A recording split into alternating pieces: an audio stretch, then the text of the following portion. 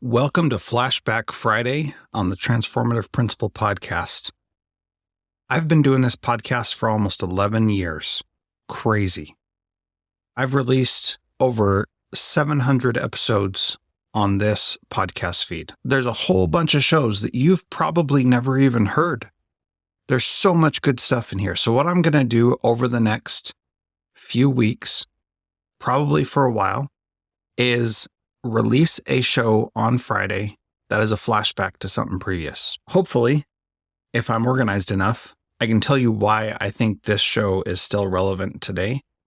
But to be honest, my shows stand for themselves because they're already amazing. So I hope you enjoy this. Let me know your feedback. I'm at Jethro Jones on all the socials. Would love to hear what you think. For today's Flashback Friday, we are checking out episode 100 of Transformative Principal. I recorded this in 2015, so this has been a long time ago. And let me just say, looking back at it now, we were doing some pretty cool stuff in Kodiak Middle School when I was there. And this was a precursor to me winning the National Digital Principal of the Year from National Association of Secondary School Principals. And looking back at this episode, I can see why. Here are a few things that we did that you're going to hear about in this episode. Number one, we created an app for our students to get RTI time, response to intervention time, for additional support. We originally had students in language arts for 90 minutes every day, and we were able to adjust that for them to get 45 minutes unless they needed the time, and then they got the 90 minutes. We also created some foundations classes for students who were struggling, and our results from those classes were amazing. We had kids going up in their scores 2 to 3, 4 grade levels sometimes. It was awesome. The things we did were so cool and so much fun. And I just love that we got to do it. It was really cool. So there's a lot of great stuff in this. Make sure you check out the videos of us explaining the schedules to parents and to teachers so that they can understand what we were doing. Really cool stuff. We're going to get to that here in just a moment.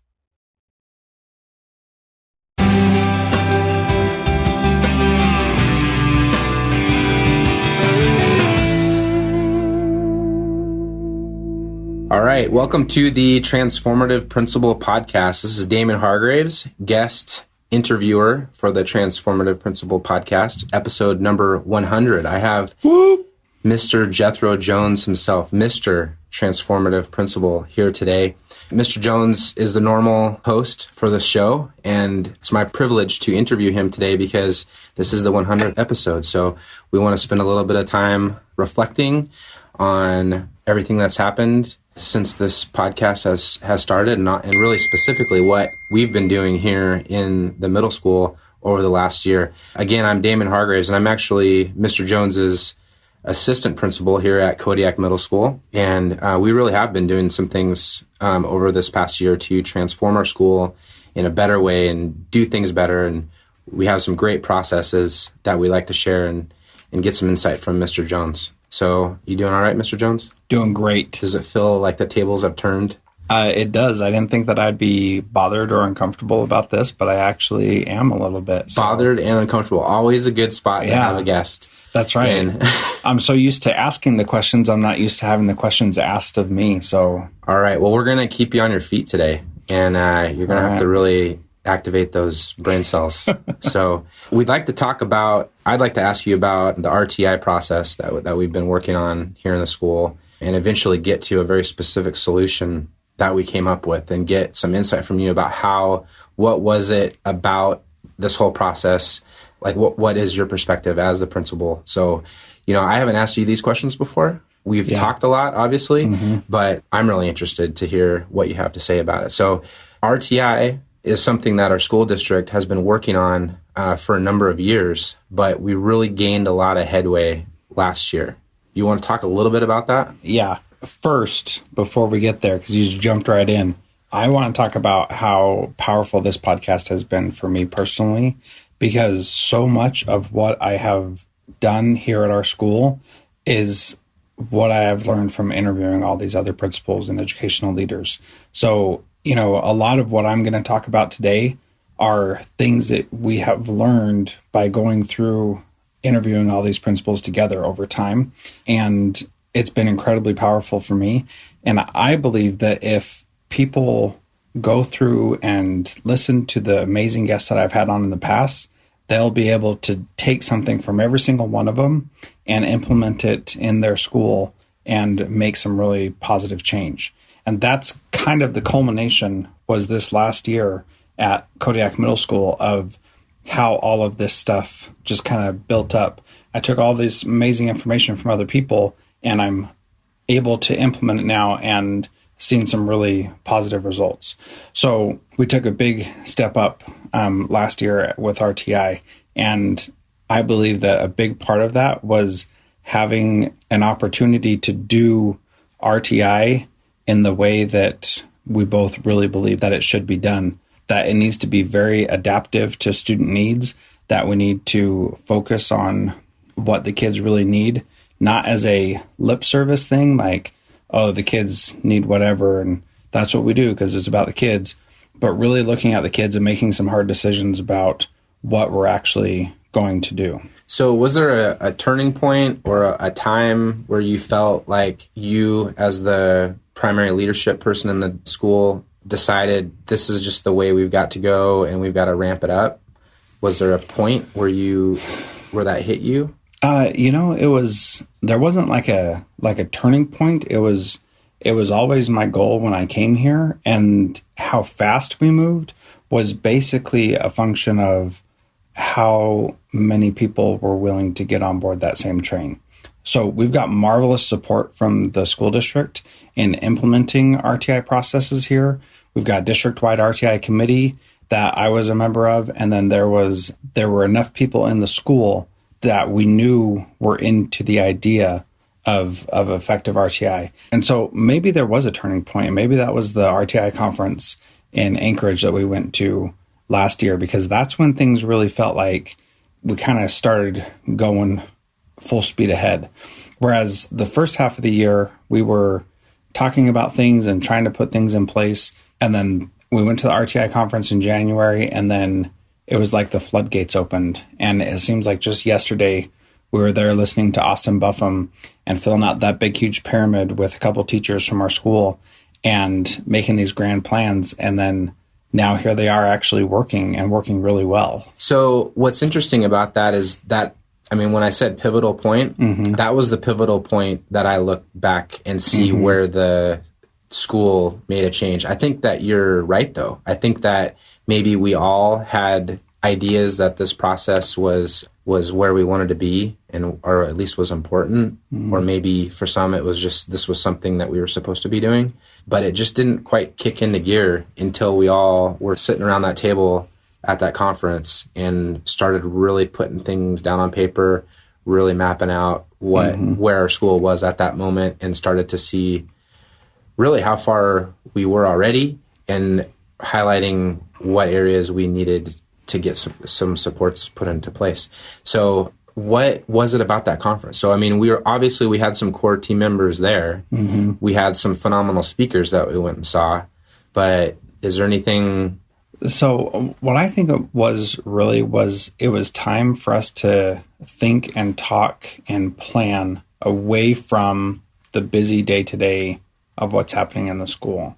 And I really felt like we gave ourselves permission to come up with whatever we wanted, whatever we could think was important for our school. So it really seemed like there was any preconceived notions or any, traditions that we've always done. Like we always do things this way because we always do things this way. Those things were all pushed aside, and it was really focusing on what is it that we need to do to meet the needs of our kids, and how far are we willing to go to do that. So I haven't really thought about that as the pivotal moment, but now that I think about everything that's happened since then, I agree that is the pivotal moment where it changed. And what that gave us was a framework to look at what RTI would be in our school and to be able to make plans for that. And we attended that session with Austin Buffum where he gave us a big, huge upside-down pyramid and said, here's everything that you're doing for Tier 1, here's everything for Tier 2, and here's everything for Tier 3. And he actually made us fill everything out. Mm-hmm. And we realized we had almost no Tier 2 support for our students. We had what was happening in the general ed classroom, and then we had special ed and a foundations teacher who was teaching a foundations class that was basically remedial math and English. And it just there wasn't anything in between that was helping students who were in between. So they were either doing fine or we were just waiting for them to fail. And we knew that that wasn't good enough. And so we started thinking about ways that we could change that and make adjustments to it. So a lot of times administrators and maybe a couple of teachers go off to a conference and they get really excited about something and they come back. And then a lot of times nothing actually happens, or maybe they try to do something, but it doesn't stick. Everybody forgets about it by the next year. This was different. So What did you do to keep that flame going, keep it alive, feed it? Mm-hmm. How did you keep the momentum? So there were a couple of things that we did that really helped keep it on the forefront of people's minds. The first thing was that we established a KMS committee, which is essentially a building leadership team for the school. And we did that right around the time that we went to the conference. That became kind of our think tank for the school, where we would go there and discuss what we were planning. We would get feedback and buy-in and ideas and support from the teachers that were there. And their feedback allowed us to take different steps. And when we came back from that conference and we presented that upside down triangle to them, they saw the glaring hole in the Tier 2 and knew that we needed to do something else for those kids to prevent them from getting to the point where they either needed special ed or needed foundations classes. And that was one very important step, is getting a group of teachers together to see what it was that we were talking about, so that when we came back, we didn't just say, conference was cool, here's a new initiative.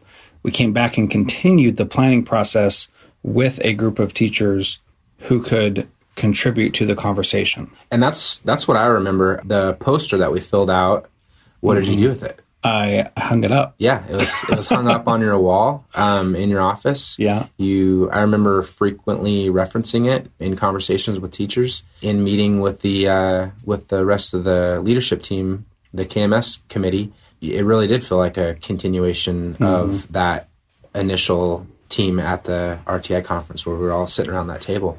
So what were some of the big rocks that you had to move first? Where did you start?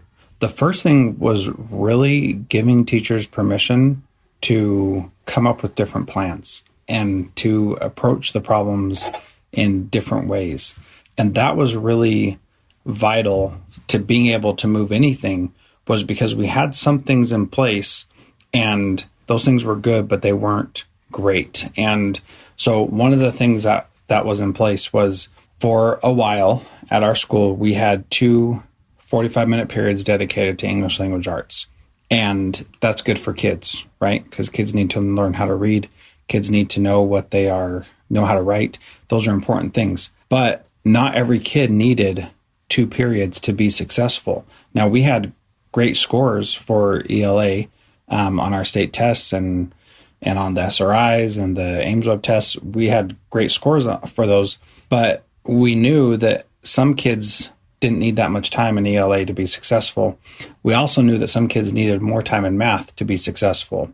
So math teachers were feeling kind of hurt that their content area didn't get 2 45-minute periods when they felt like they had a much better justification for that. And our ELA teachers knew that they had 2 periods and were able to fill those, because you can with English language arts. It's not difficult to fill 90 minutes each day. But they also knew that they were the only ones who had that much time with their students. So what we needed to start doing was giving teachers permission to think about that differently. One of the key things that we did there was we reduced English language arts to just 1 period, as it is in most places. And then we talked to the social studies teachers about teaching literacy through their content. And that has been one of the most amazing things that I've seen in my whole time as an educator, because our social studies teachers have taken that and owned the responsibility of teaching literacy through that. And so they have become language arts teachers who happen to teach it using social studies, which in my opinion is the right way to do it. And they have shown that it is a great way to do it because of the things that they've been sharing. Just today, I had a teacher come in and share a story about a student who has special needs, who's getting IEP services in the area of language arts. And so he's pulled out of a regular language arts class, but not pulled out of a social studies class. And he's able to do the work and meet the expectations of the social studies teacher without any accommodations to help him. And he was able to complete the assignment, be caught up when a lot of other students haven't done it. And this kid has never written an essay before, but he did in his social studies class and did a great job. And that's because of all the hard work that that teacher has done leading up to this point and owning the responsibility of teaching him literacy skills in her social studies class. So not only does he understand the content so much better now, but he's also able to produce things that he's never been able to produce. And that's because of that hard work that his teacher's been doing to make it meaningful to him and make that content area shine through that literacy instruction. One of the great things, too, that I'm seeing in my observations of our social studies teachers, let me step back. When we had a speaker at the beginning of the year, Yolanda, who came in and explained it really, really well. Our teaching of literacy is actually teaching students how to think. Mm-hmm. And so our social studies teachers now are teaching our students how to think about history. Mm-hmm. And when they're reviewing those history texts, and they can teach them all of these, note-taking skills and other literacy skills in the context, or using social studies as the mechanism for it. And it really gives them some additional tools to use to really help their kids understand the content better. So just like you're saying, I'm seeing that too. Mm-hmm. It's really, really cool to see. I'd like to take a step back, and we kind of talked about it a little bit, but I wanted to just ask you. So the middle school was humming along. Mm-hmm. We were doing just fine. Great school. Yep. Great school, great kids, great teachers, some of the highest scores in the state. We'd just been congratulated for some of our achievements. Why? Why mess with the system? Yeah, that's a really good question. I have a very strong personal belief that we can always be better in everything that we are doing. And this drives virtually everything that I do in my personal life and in my professional life. I just know that we always can improve and grow, no matter how good we are. And coming here, I saw a lot of great things, but I also saw a lot of opportunity for some streamlining, some organization to make us even better than we were. It's easy to say the new guy comes in and he sees only the bad things. And one thing that our superintendent has talked about a lot, with me at least, is knowing that there's a story written before your chapter starts. So my chapter 1 in Kodiak is not Kodiak Middle School's chapter 1. And there's a long history here, and you need to accept that history and recognize that that is good before you move on and write your own story. And, I don't know how good I did at that to, people who were watching me, but I recognize that we had a lot of things in place, and we couldn't have done everything we did in the last year if those things weren't already in place, because those things being in place allowed us to take the next step. So it was a lot of work that had gone into preparing the way, and the things the district has done to set up the school, the things the previous administration has done to set up the school. All those things made it so that when I got here, it was primed for me to just take off. And I come with a skill set, as we all do, and my particular skill set made it easy for me to see the areas where we could get better. Things like adjusting the schedule and making it so that we were able to offer more electives, more intervention classes, and not have to hire any new teachers. That's something that was amazing, right? Mm-hmm. And we definitely made that happen. And we couldn't have done that without the work that had been done prior to it.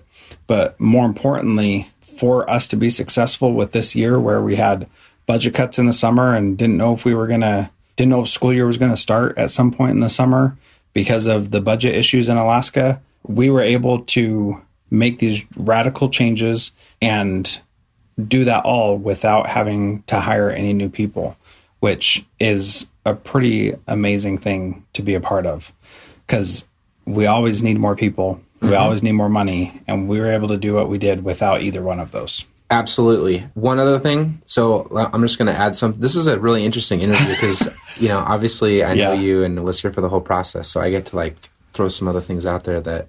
Yeah, it's awesome. I love it. So something that I saw you do was you kind of shine a light on some areas that maybe nobody was wanting to look or willing to look or had looked before. One example of that, going back to the triangle, was, there were some missing areas. It would have been awfully easy to say, but we're doing okay. Mm-hmm. But you hung that up in your office and said, look, here's a big giant gap. Yeah, we're doing really good, but don't we want to be better? What can we do to meet these kids that are in this certain area? So that's something that I saw. As we were moving forward in the process to kind of implement RTI, what did you do as a leader to facilitate that movement? So our teachers, I guess, sometimes in a school or in a district or really any organization, you can have lots of stops and starts, and you can go down roads that are just a complete and utter waste of time. We had pretty solid forward momentum and pretty solid success and movement in the right direction. What do you attribute that to? So I think most of that comes from being able to have a vision and communicate that vision to different people at the right time. So it's easy to have starts and stops when you're not sure what the big picture looks like. It's easy to have starts and stops when not everybody's on the same page. And I was able to ascertain quickly who the respected teachers in the school were and get them in the room together talking about these issues. So we started talking as a group with that KMS committee. Then I went and started talking to the teachers who were going to play an important role. So, for example, the switching from 2 periods of ELA to 1 period and having the social studies teachers teach literacy, that was an important point because those ELA teachers needed to be on board and the social studies teachers needed to be on board. So I talked to them very early on about what that would allow them to do and how that would look for them.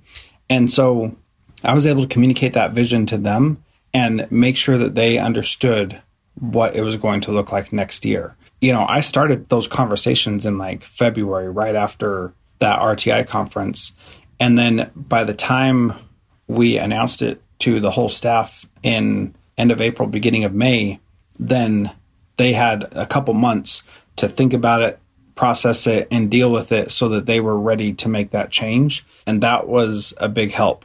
The other thing was taking little steps and not saying, I explained the vision, but then I explained just the little part that we needed to do next. And we didn't need the ELA and social studies teachers to revamp their whole curriculum today. We needed them to start thinking about how they would do it differently when school started again. So we started with a small step there. Then as people understood more, I would give them more so that they could understand the bigger vision. So the English and social studies teachers, we then talked about, okay, ELA will be in charge of the literary standards and social studies will be in charge of the informational text standards. And then you'll both work together on writing, but the ELA teachers will have the bulk of that. So then we delineated that a little bit more. So then we provided some professional development, gave them some time to look at that and see how that would work. And now they're to the point where the social studies teachers are just about the ones leading the charge on the literacy in the school, which is a great thing to have happen, and the ELA teachers are right there with them. Now, there are other content areas that matter here as well. And like math, for example, one of the things that we needed to do with them was talk about what criteria are we going to set for students who are struggling in math, and how do we know when a kid is struggling enough that we need to provide extra support. And those conversations happened about starting in March. And we were able to start talking about that and figure out ways to provide supports for the math teachers so that they knew what kinds of things they needed to be doing to prepare for this year when they would have more opportunities for intervention for their students. So you give the big vision, but you don't tell everything. You tell just the part that matters to that teacher right then, and then you move forward as time goes on, give them more information as they accept the information you're giving them. Mm-hmm. So something else that I saw that you did was you always made sure that the path that we were headed down was going to be even possible. Mm-hmm. So before you started talking to teachers about doing that with the schedule, you had a conversation with the curriculum department. Yeah. Not that you were going to do it regardless. You were just looking at all these options, and that was just one of many options that we presented to the KMS committee. And it was definitely the teachers who took us down this path. Mm-hmm. But you did a really good job at making sure that, the rocks were out of the way and the trees were pushed back so that we could actually pursue things if we thought it was a good idea. There's nothing worse than sitting in a meeting and thinking that everything's great, right, and coming up with these awesome ideas, and then nothing can be implemented. Yeah. So, and I'm glad that you brought that up, because it's something that I had honestly forgotten about, but I spent a lot of time with our curriculum director talking about, can we do this? Can we do this? Can we do this? And bouncing these ideas off of her and making sure that she knew where we were going, so that when she was involved in other conversations, she could have an idea of what our vision was. And she had an idea of all the possibilities we were doing. And once we had that support from her, then everything else, easily fell into place, because there weren't these exterior hurdles blocking us. So we took care of those right then and there before they had a chance to block us. It sure helped that her office is right across the hall from our office, which it isn't anymore. Which it totally, we were just lucky, and we took advantage of it, didn't we? We sure did.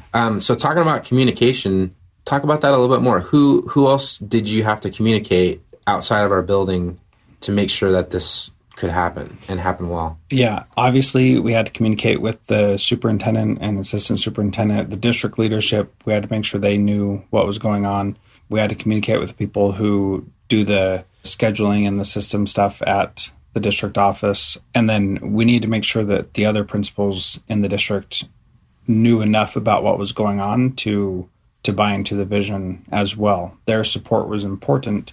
And so we talked with them to make sure they knew what was going on and gave enough information that they had an idea of the exciting things that were happening without getting mired in all the weeds and talking about how we were changing. So we had a little bit of feedback, right? Uh-huh. Positive and negative. Yeah. Talk about that. What were some really good, encouraging words that we got? So I think that most of what we got was very encouraging. The superintendent knew my history, my experience with RTI, and knew that me coming up was making it possible for us to implement some of these things that we've been trying to do and just haven't quite gotten off the ground yet as a district. Making great strides, doing wonderful things, but I was really able to help us take it to the next level. So he was encouraging about what he saw. The curriculum director was encouraging. Partway through this, as we were trying to figure out how to explain this to the teachers and the parents and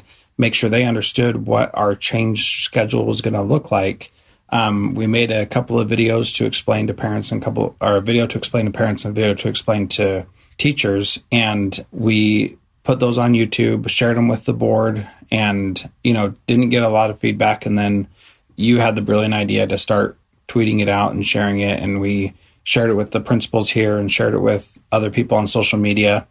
And eventually we had Mike Matos contact you and say, this looks really cool. I'd love to chat with you about it. Now, not everybody knows who Mike Matos is, which is a shame because he's a pioneer in this field and has been doing this a lot longer than either one of us has. And he gave you his phone number and said, call me up, and we talked. And do you want to talk about that? Because this is Sure. Yeah, no, that was a highlight for sure. We had come up with a plan to roll these videos out, and we didn't want to go completely public with these ideas until we were able to present to the board. And we presented to the board. You had the great idea of actually incorporating some of our leadership team to present to the board and talk about why these schedule changes were important. And then they could watch that video as many times as needed till it made sense. When we were ready to really promote it to our student body and parents, we wanted it to kind of go viral. And so when we published it to Facebook and Twitter, we did everything we could. We had talked to our PTA ahead of time so that they would retweet it and like it on Facebook and get their friends to do the same thing. And, you know, for us, it went kind of viral here within our own population for the people who it was relevant to. And so it met that purpose for us, and even got the attention of Mike Matos. And he tweeted me, and we had a short conversation. He was like, you need to just call me. Yeah. And I was like, okay, Mike, I will call you on your personal line. And we had about a 45-minute conversation sitting right over here at my desk on speakerphone. And you and I were both sitting there with our notepads, taking notes. And he was giving us very good feedback about some things, some hurdles that we could anticipate, some questions about how we were implementing it. He was very smart in that he never actually said, you're doing this wrong. Right. Because he's a smart enough guy to know that every school's going to be different and student populations are different and needs are different. But, you know, he had some questions for us, and we had to really think about why we were doing what we were doing. Yeah. And what's so cool about the RTI process and the PLC process, which we're probably not going to talk much about today, but what's so cool about that is that it's not like this rigid, strict thing. It's about really being able to adjust what you're doing to meet the needs of your students for real. And that is incredibly powerful and really motivating to me, because somebody like Mike Matos can tell us, you know, you're doing great. This is what you should be doing. You're going down the right path, but this is your school. You know it better. And here are some of the problems I see. Here are some of the questions I would ask. And I mean, I was honored to have someone like him who literally wrote the book on this thing It's sitting right over there. Yeah, right there. It's About Time by Matos and Buffum, published by Solution Tree. I'll put a link in the show notes. And I was honored to have him come and give his time to us and share his perspective, because it's valuable and he's done this, and it means a lot to me that he would take time out to do that. So that was a really cool thing. And I suppose we should probably say what it is, what our schedule is. Yeah. And, you know, I'm going to put the YouTube videos in the show notes so that you can watch them and see what they look like. And please take the time to do that, because they do a really good job of explaining what we're looking at. And essentially what we're doing this year is we created a time for students to get Tier 2 support and time for students to get Tier 3 support when they needed it. So instead of waiting for them to fail, we would be able to anticipate when they would need help. We created a tutorial system, which is what Buffum and Matos talk about in their book, where students go to tutorials. We're doing it on a 2-week cycle, where every 2 weeks, teachers choose to put students in tutorials for areas where they need extra support and help, and students choose to go to their own tutorials if they have the information that they need, if they're demonstrating the proficiency that they should be demonstrating at that time. And, you know, that's a simple idea, but it took all of this work that we've already talked about and a ton more that we're not even getting close to scratching the surface on to actually make that happen in a way that was meaningful for our students. So we also got a call from somebody else. We don't have to name who it is, but not all the not all the criticism was positive. Not everything was a bunch of compliments. Mm-hmm. So, we had people that had some concerns about it. I remember one faculty meeting where someone said, well, the social studies teachers aren't going to like this. Yeah. And how'd that go? That actually went pretty well because the social studies teachers said, no, we're good. We've been talking about this for a while. Mm-hmm. So that was part of the rollout process of giving a little bit to each individual group or teacher to make sure that they had their role clear, and then giving it to everybody when we already knew who would be impacted the most was on board and ready to go. So another concern was, so you're telling us that we're losing ELA time. Also, by the way, it wasn't the ELA teachers that were saying this. Other people, though, that saw the changes would say that. How did you respond? The push into social studies was our way of saying we're not losing ELA time. We're just putting it in a place where it makes a lot more sense. And it's not really about measuring minutes so much as what does the kid really need? Right. Okay? So here are all these systems that we have in place. If the kid needs it, they're going to get this time and more. Mm-hmm. So, and really, I think what we found was when people really understood the benefits of the schedule, it started to get awfully close to unanimous support if they really understood. And maybe that was the strength of the video, is that people could watch it on their own time and watch it again and again and again. But largely, people were very supportive, and people who did have questions, I remember just loving being able to talk to people. If they came in kind of upset or worried or wanting to, get into it, it was a great conversation. And what was so good about it was that the schedule we created actually provides a place for every single student in our school to get the support they need. So parents of students that are gifted and talented, they would say, well, what about my student who's always doing great in all of his classes? What does this allow for him? Well, now he's going to have time to go deeper into a content area, to learn more during this tutorial that is of his choice. Well, what about my student with special needs? Well, historically, your student with special needs has never gotten an elective because they've had resource support for math and language arts. So guess what? Now there's an elective opportunity for that student who's never had that before. Okay, well, what about my student who is just like middle of the road? Well, that student now gets an extra elective and they have an opportunity to get help when they need it. Or if they don't need it, then they have an opportunity to go to an enrichment activity that takes them deeper into an area. Also, by the way, help is for everybody. Right? So some of our kids who are in advanced classes, you can be in an advanced class and still need a little bit of extra support. Right. And this makes it okay. Yep. And we had kids actually asking for it. When we presented it this way, I remember at the beginning of the year, we had students that said, you know what? I really want to make sure I do a good job, and I know that it's going to be difficult. This is an advanced math class.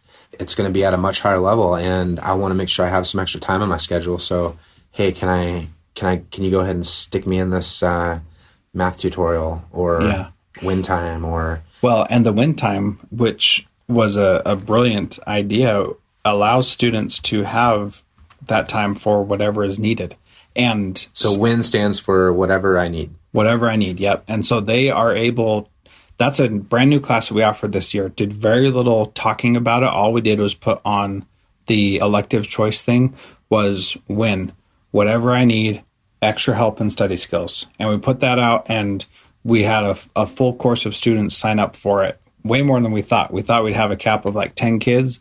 Turned out that we had 25 kids sign up for this course where they said, I want to use my extra time at school to make sure that I'm keeping up with my work. Now, kids were choosing that. We were not recommending that. We were not forcing that. That just happened.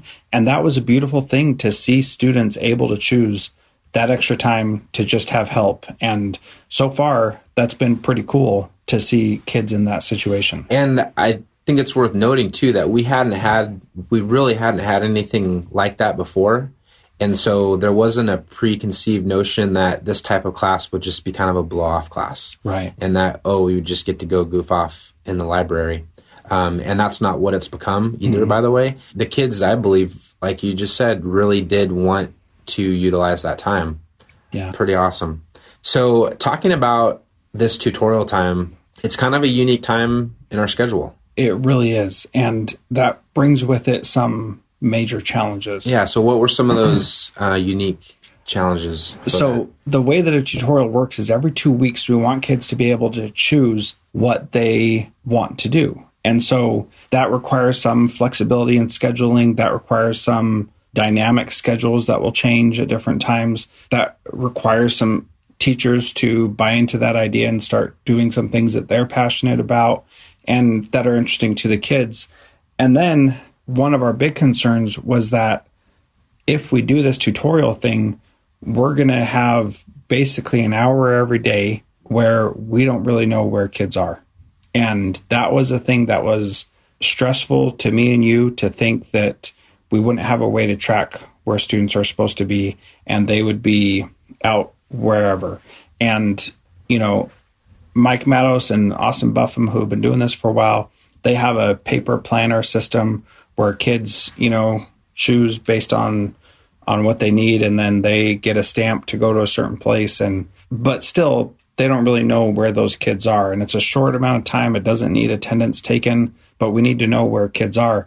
And that was one of the big hurdles that we saw, was how are we going to make that part of it work? And for a good amount of time, we didn't have an answer for that. And that was kind of the last piece that needed to fall into place for this to be successful. And if we didn't have something, then it would be a total disaster in many ways, not the least of which is that we have one secretary in the office during that time. The other one's doing lunch. And when parents bring stuff or drop things off or need to pick up kids, that's a very busy time for kids coming and going. And we wouldn't have had a way to find those kids, and we would have been interrupting with all calls all throughout that time to get the kids to come down to the office. All right. How did you solve it? I'm going to describe the process because I think that it's really valuable. We looked first, we used PowerSchool, and we looked at just using PowerSchool and setting up a tutorial class that would change every 2 weeks. So it would just be tied into our system. And that wasn't going to happen. So PowerSchool is a great solution for scheduling for a year's worth of classes. Absolutely. We found out not a great solution if you need responsive, flexible, on-demand scheduling on a short, with a short cycle. And we really tried everything. I mean, we looked at making the whole year on a 2-week cycle. We looked at importing and exporting data into an Excel spreadsheet and doing some automatic things. We had other districts helping us actually in some of that. We did come to a conclusion, though, that PowerSchool probably wasn't going to actually work for the scheduling part. So then what did we do? So then we looked at some tools that we knew existed. I had worked with Schedge.org, SCHED.org, for planning conferences before, and that was a really good tool, but it's very cumbersome. Like, it's really good for planning a once-a-year conference because you've got time. It's not nimble enough to change every 2 weeks, and it would have just been way too much time trying to make it work to adjust that every 2 weeks. One of the things that we needed was students to be able to go in and register themselves, which was another drawback of PowerSchool, is that students couldn't actually enroll themselves in a course. They could only request a course, and then the counselor had to actually enroll them. And that just wasn't going to work. Schedge allowed them to enroll themselves in the course, but then they couldn't, it was just too cumbersome to do it every 2 weeks. Lots of clicking, lots of like really complex spreadsheets that you can upload, but they are like, they're maddening. And I've done it, and it's hard to do. So, and then you had talked about using Moodle, and we talked about that briefly because we knew kids could auto. We had it already in the district. Yeah, we could make it work, but then again, so much work to make it actually happen that it wasn't going to be worthwhile. We didn't really need an LMS. We just needed something that pointed kids where to go. Yeah. And gave them some options. So the next step was we realized that we were going to have to build something to suit our needs. And we took two different approaches. You created something in FileMaker like over the weekend, because we also use FileMaker. Let me just add too that, again, like you were talking about earlier, well, I guess we were talking about earlier, we wanted to make sure that we had a way to make this possible, right? So we knew that we could use a booklet and stamp system because we know that other districts, other schools are using this. So we were able to kind of move forward confidently. Yeah. Do you remember when I like wrote, okay, here's what we want. Here's our next step if that doesn't work. Here's our next step if that doesn't work. And if that doesn't work, we're going to use the planner. We had like a growing list of different levels of things that would be our ideal, and backup upon backup upon backup, going all the way down to here's your stamp and your planner. Right.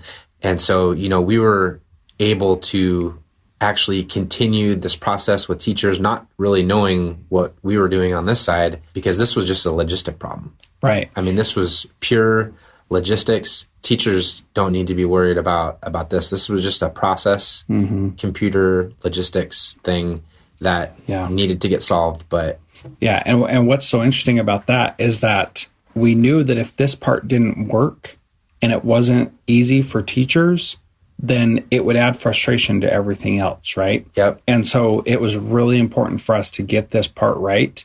And because you and I are both tech savvy and kind of nerdy, we knew that there was a way to do it. And we knew that we could make it work.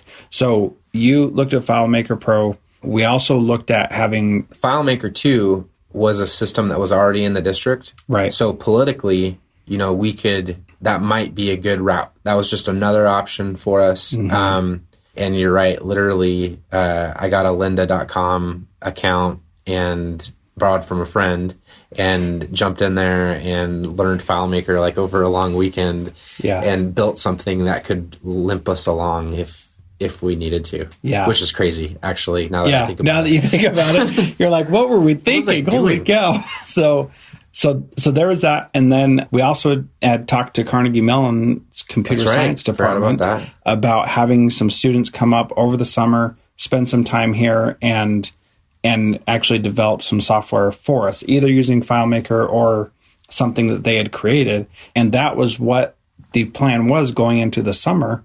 And then that didn't work out. And so then we still needed to get something done, and we were running out of time. Yeah, and we had 5 weeks. Yeah, something like that. Till July 1st. Yeah. So, I mean, we were... we knew what we needed, though. I mean, we had lists of features, even some short videos, because we'd made those for Carnegie Mellon. Yeah. Explaining the tool and why. Yeah. And so we knew what we wanted. We knew it was possible. We just didn't know how to do it. So thankfully, we finally found a software development company called Guru Technologies, and they developed this software called Picker for us. And it is exactly what we need because we designed it and we gave them feedback along the way about how it was supposed to work. And school was out by the time they started any work on it. And you were going on vacation. I was heading off on vacation, and we were able to long distance make this thing work and develop this app that allows us to do exactly what we need to do, and is perfect for what we need because it's exactly what we needed. So it fits every little piece perfectly. And one of the best features of it is that we talked about teachers needed it to work for them. This completely takes the teachers out of the process so that they're a non-player in the thing. They tell us what their tutorials are, and then they don't have to do anything else. If they need kids in their tutorial, they just tell us who they need in, and the kids are in there. And then the kids go and sign in themselves, and then they're able to sign up for whatever tutorial they want. And the teachers just have to get out a laptop and let them access it. And if it was a teacher choice, then that's how they get notified that, I'm supposed to go to this tutorial over here. And so they have access to all that information. And so you're right. The teachers spend very little time troubleshooting and doing anything with it. It's there's a survey that goes out every 2 weeks on a Wednesday that says, hey, what do you want your next tutorial to be and who do you want in it? Yeah. And super simple for the teachers. We've had some troubles with Office 365 actually working for that survey. And that's been the most frustrating part is that. And everything else has been very smooth. Like teachers put in who they want. The kids get assigned there. The counselors inputting all those. And it's a very easy way to do it. When you type in a student's name, then the app finds that student. So all you have to do is type in the first couple letters and it brings up the list of everybody who's named John. And then you can just choose the ones that need to be in that specific class. The students start typing in their name to log in and it brings up their name. And then they put in their student number and they log in and they can see all the open choices that they have. And if they don't have any choices because they're in teacher assigned tutorial, then they just see what they're going to next week. So in that view, they can see a tutorial they're supposed to be in right now and the tutorial they're attending the next time. And that's as simple as it is. And that's all that we need. And then we have those lists of where everybody is each week for the tutorial. And we know exactly where all the kids are, solved every single one of our problems, and has been a beautiful, easy solution that is just groundbreaking. They can use their own devices. Yep. They can do it at their leisure. They can get with their friends at lunchtime and all sign up for a tutorial together, and that's okay. Yep. That's by design. We want them to do that. It's just been a great implementation. One of the cool things with it was that we have the technology. We know that we know that this thing can be built. Right. I remember having a conversation with you last spring. It was like, I don't know, the guys sitting around at NASA where they're talking about how do we get this Mars lander down to the surface of Mars with no atmosphere. We can't we can't just use a normal parachute. How about we turn it into a big giant bouncy ball? Yeah. Right. Do we have the technology to do that? Yeah, we have the technology to do that. Okay, so this other lander that we're gonna send over there, it's much bigger. I don't think the bouncy ball will work. Okay, how about we use a giant crane with jets that could hover and build itself, and it could build itself a kilometer above Mars. So we have jets that can hover. Obviously, we have cranes. We can just put them together. It'll work. Yeah. So I mean, that's obviously way more complicated. But it was one of those things where we knew that the pieces were all there. We just had to put the right pieces together to meet our needs here in the middle school. And I think one of the big things there was we were very confident that, and we had a long list developed of things that we could fall back to if plan A didn't work, so that we could move forward with confidence. And it should not be and wasn't a concern for our teachers. So good job kind of keeping that focused and not let teachers get distracted by it. Yeah. We're into November now. We've been in this schedule for, all of this year. What are some of the big perks of it that you have seen? So I think one of my favorite things so far is kids being assigned to a teacher choice tutorial, which means that they're needing remediation in something. Mostly language arts and math, because they're the ones that can best articulate what a kid needs to be successful. And the kids have been responding really well to that. I've heard of 1 or 2 situations where kids are like, oh, I don't want to be in a teacher choice tutorial. Almost every other time, the kids are like, oh, I'm in teacher choice? Yeah, I need help in math. So that makes sense. And for kids to say that, how cool is that? It's awesome. And they get it, and they understand that it's for them, that it's not because the teachers need something or because the teachers want something. It's because the kid's not performing, and the kid knows they're not performing, and here's a chance for them to actually get help. So that is incredible. Another really good perk about this is that our foundations classes have been able to allow more students to come into them because of how we rearranged what our teachers were teaching. We're running 2 different math interventions right now that are both being very successful. The one is filling in holes from kids that have deficits in earlier skills that they need to be successful in middle school. The other one is focusing on pre-teaching the content that kids are going to be seeing in the next week.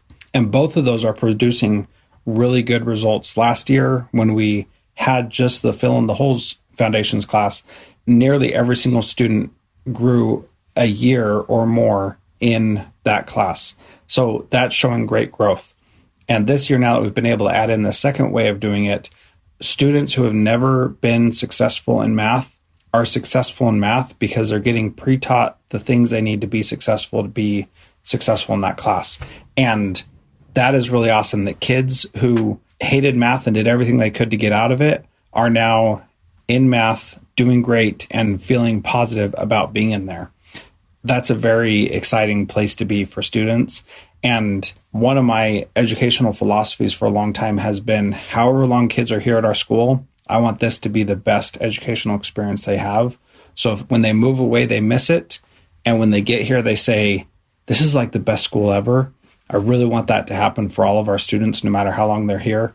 And I feel like we're actually getting close to that right now this year. I can see those kinds of things happening for kids.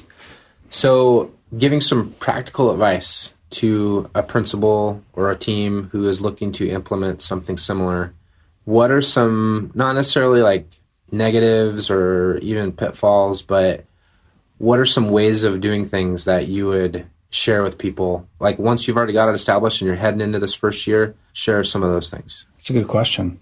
I was having trouble coming up with any pitfalls or negatives. I think the pitfalls and the negatives, things to be wary of is relying on something that you're not comfortable with. If we were using a FileMaker for this thing, I would have been really uncomfortable. I think based on all the research we did and everything we saw, I think I would have been more comfortable going with the paper-based system than one of the other solutions that we were looking at, because there was so much room for error and tweaking and things like that you needed to do. Stay lean and mean. I like that advice. Yeah. So and the other thing is be really simple about it. We didn't get into this complex, let's define what it means to have to go to a teacher choice tutorial. We're not going to define that as a school. Each teacher gets to define that for themselves. And then we're just going to support them in that. And they're going to realize that they're going to have these kids for 2 weeks. And if they choose them for something that they don't need 2 weeks to do, then the teachers are going to be the ones hating it because they've got kids in there that aren't doing what they're supposed to. And so keep it simple. And what we've done is very simple. It's not a complex issue. It's really simple. So do you remember the term that we learned from our software developers? No. The quickest viable solution. Minimum viable product. Minimum viable. MVP, yep. Minimum viable product. So that really helped us stay focused in the simplest solution, because it would have been easy to make some big, huge, bureaucratic, complicated, needlessly complicated solution. Also, that minimum viable product gets you moving quickly, because you're not going to be able to anticipate everything. Right. Yeah. And so in leadership, I think that we need to be able to know, we don't necessarily know what's around that next corner, but we're well prepared. We've got some other options, and we're going to go ahead and move forward with this minimum viable product. And we did tweak it, multiple times already this year. Yep. And we've got notes on how we want to change it. Yeah. But it was viable. Right. It was viable, and it was simple, and it was easy, and it didn't require training. How much training did we give the kids on using it? 0. Yeah. They got a piece of paper. Got a piece of paper that said, go to this website, log in, here's your username and password, and then choose your tutorial. Yeah. And it was okay. And we spent a lot of time training teachers. Yeah. And maybe that's what I would say if we had to do it over again. I don't know that the training that actually, I was in charge of that. The training that I did, thinking back on it, I think that it was definitely something that I could have done differently, and I would probably advise we'll do it differently in the future. If the solution really is as simple as it should be, our training should have been more focused on how to support students and what directions to give students and how to help students help themselves, basically. We kept it so simple. The username is just their name. They start typing in their name. They can start typing their first name or last name. It doesn't matter. And their name just pops up. And then they select themselves. And then their password is their student ID, which they use for hot lunches. And that's all we need. So they should already know all the information. And that was done very intentionally. And it got them going quickly. And really there wasn't any training needed other than maybe just supporting teachers and how to look up the number. and that's been the biggest hurdle is kids who don't typically get hot lunch don't know what their number is, and so they don't know what it's supposed to be. They don't know what they're supposed to put in, and so they come down to the office and say, "What's my number?" And the teacher could look it up, or they can send them down to the office. Doesn't really matter, because we can help them with that down here too, and it's a really easy way to do it. And what's actually cool is that in the Picker app, it's easier to find the kid than in PowerSchool. Fewer clicks. Faster, fewer clicks. What you need appears right there, which is a pretty cool thing too, because I've seen our secretaries look up students' numbers, and they do it by going to the Picker app when it's during that lunchtime, because it's so fast and easy. They just do a little Command F and it goes right there to the student's name, which is pretty cool. Yep.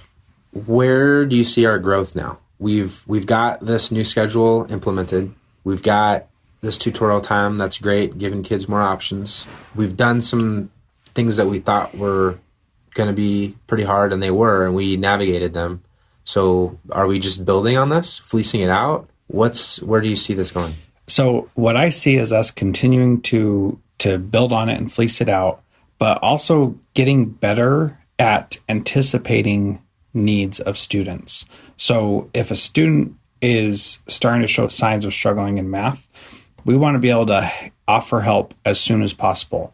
If they're showing signs of struggling in other areas, we want to offer help as soon as possible. One of the really cool things that this has allowed us to do is to offer tutorials to students who have been struggling with behavior issues, who don't receive special education services for those behavior issues, and are able to be in an environment where they can have those specific needs met in an intensive 2-week kind of approach, and be able to get some support in changing those behaviors quickly. And that's been a really powerful thing that we had talked about and said, like, that's a good thing we want to do. But we want to be able to see that kind of growth in any area that a student needs the growth. And right now, the main focus is English language arts, math, and we've had a couple of behavior situations. And what I'd really love to see is that happening in every content area, so that if we see a kid struggling in anything, we plug them into a tutorial to get that help right away. The other one is work completion, is kids getting their work done. If they don't have it done, they get a tutorial for that. And that's been pretty cool to see too. Teachers taking big groups of kids that should have gotten the work done and for whatever reason didn't, and then being able to help them get it done. Great. Well, we're over an hour now. Yeah, you gave me directions on not to go too much over an hour. So is there anything big that you haven't shared yet that you think is pertinent? So one thing is the Picker app is an open source project that any school can download and implement for themselves. It's a very easy to use system, and if you decide to download it and use it, I'd be more than happy to help you get it set up and going, and Damon would too. So you can contact us and ask how we implement it. And it's open source. It's on GitHub. I'll have the link in the show notes, and you'll be able to use it and see it and try it out for yourself and see if it's something that's going to work for you. Participate in its development. Right, participate in its development too. If you see something that could be fixed, you can fork it and start doing your own thing, or you can contribute to the overall project, which is pretty cool. We funded this through our local building budget. Mm-hmm. It was not expensive to build this thing for ourselves. No. We did a lot of the footwork in planning its architecture, and just the coding took a matter of days for the right programmer to step in and do it. And so it's not expensive to do. I think it's reasonable for another principal out there who has a small pool of funds that he could use for this or she could use for this. It's not out of reach. Right. Yeah. So you can get it at pickr.org, pickr.org. Can't believe we got that domain name. It's awesome. I know, right? You'd think that there'd just be people fighting over that domain. Yeah, but nobody picked it. So I just want to thank everybody who's listening to this and who has listened to my podcast. It means the world to me that so many people have listened and shared it. And please do share it with your friends and contact me with any questions you have about being a better principal. And I'm happy to help out. And I've learned a ton. I want to share that with anybody who cares to take the time to listen. So on behalf of your audience, I want to thank you for doing this podcast. At the beginning, you talked about how, so many of the ideas that you used to implement these processes, you got from interviews that you did, the people that you talked with. And thankfully, all of us out here who are listening can actually hear that too. We've all talked with people that have maybe changed the way we think, and you're having those conversations and recording them. So on the behalf of your listeners, thank you. Thank you. Keep doing it. Appreciate it. I will. Here's to another 100, right? All right. Here we go, man. Transformative Principal is a proud member of the Edu Podcast Network. If you want to learn something new, check out Jennifer Gonzalez's Cult of Pedagogy podcast. She's got a great website with beautiful design and produces really great content all the time.